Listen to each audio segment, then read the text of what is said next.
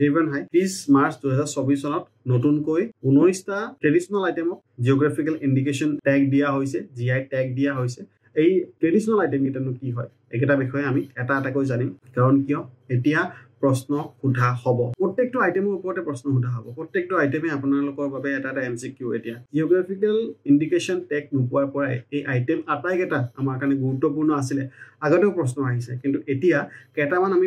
বেছিকৈ চাব লাগিব যেনে ধৰি লওক জঠা সো এই জঠা যেটো হয় এটো আসলতে বড় সকলৰ এটা বাদ্যযন্ত্ৰ হয় এটো জিওগ্ৰাফিকেল ইন্ডিকেশন ট্যাগ লাভ কৰিছে আৰু এই আটাইকেটা ট্ৰেডিশনাল আইটেমক জিওগ্ৰাফিকেল ইন্ডিকেশন ট্যাগ দিবলৈ 2022 চনতে এটা এপ্লিকেশন দিয়া হৈছিল এখন এপ্লিকেশন দিয়া হৈছিল তাৰ মৰ্মে এতিয়াহে যোৱা 30 তাৰিখেহে একেটা জিওগ্ৰাফিকেল ইন্ডিকেশন ট্যাগ দিয়া হ'ল নাও আমি চাই লৈছো যে ট্ৰেডিশনাল আইটেম কেটা কি হয় এটো বিষয়ে প্ৰত্যেকটোৰে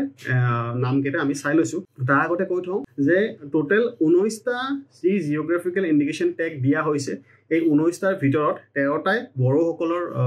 ট্ৰেডিশনাল আইটেম হয় আৰু বাকি আমাৰ 6টা ট্ৰেডিশনাল আইটেম আছে নাও আমি আইটেম কেটা চাই লও বড় দখনা বিষয়টো আমি গমে পাও এৰি সিল্ক জমগ্ৰা বড় গামছা যেটো আমি গামছা বুলি কয় বড় সকলে গামছা বুলি কয় আৰু কেৰাডাপিনি থৰখা হয় আসলে সৰি মোৰ প্ৰনাউন্সিয়েচনটো অকমান ভুল হ'ব পাৰে আৰু তাৰ পিছত গংগাৰ দুঞ্জিয়া খামটো জানোৱে বাদ্যযন্ত্ৰ হয় সেৰজা বাদ্যযন্ত্ৰ হয় সেৰজাটো যেতিয়া বাগৰুম্বা আৰু খেৰাই নৃত্য নচা হয় তেতিয়া এই সেৰজাটো বজোৱা হয় সেৰজাৰ পিছত সিফুংটো জানোৱে বড় সকলৰ যেটো বাহিটো এই হেতুক সিফুং বুলি কোৱা হয় আৰু সিফুং বাহিৰ বৈশিষ্ট্যটো হ'ল যে ইয়াতে 5টা হোল থাকে আৰু এই 5টা হোল থকা বাহিটোকহে সিফুং বাহি বুলি কোৱা হয় গংগনা যেটো আমি গগনা বুলি কওঁ তেওঁলোকে গংগনা বুলি কয় আৰু